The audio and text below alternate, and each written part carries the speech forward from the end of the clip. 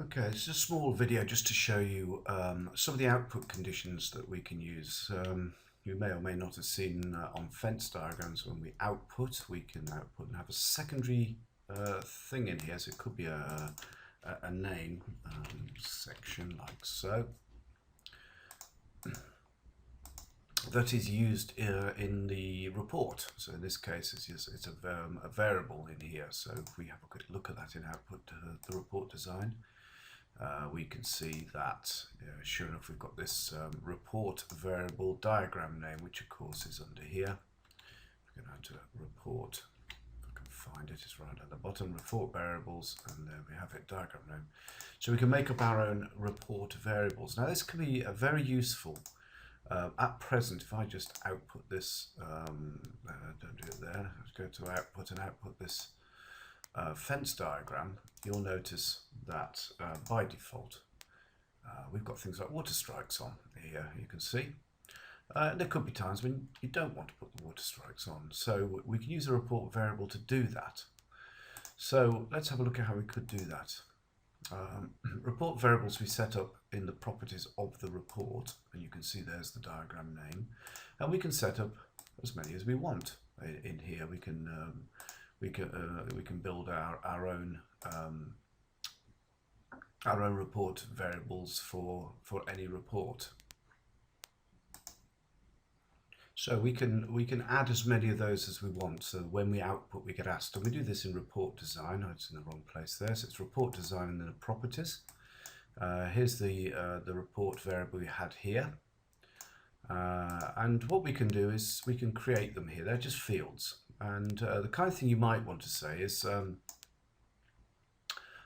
instance, we could make a variable in here called water and then capture it, something like show water strikes, like that. And if we set this as a Boolean field, that's a yes or no. Quite simple.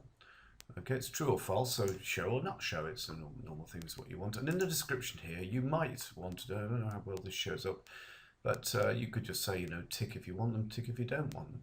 It's quite easy. And if we do that, now we can set a default value in here. By checking this on, that's going to set the default value. And actually that's quite useful, because if I just turn it off for you now and go OK, you'll see it's put in a 0 here. Okay, and if I go back into here, and put in a check in there, and OK, you'll see it's a -1. So that automatically tells us that it returns a value of -1 for true and 0 for not true or false. So that's set, and that's quite good. Now nothing's going to happen until we actually set things. Here are our water strikes, our 3 water events.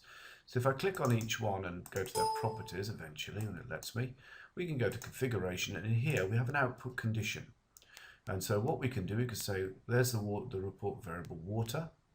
Okay, so the condition would be that their output condition is if -1 was returned. So let's just see if that happens. So we'll paste that in, and we can put an equal -1 in there.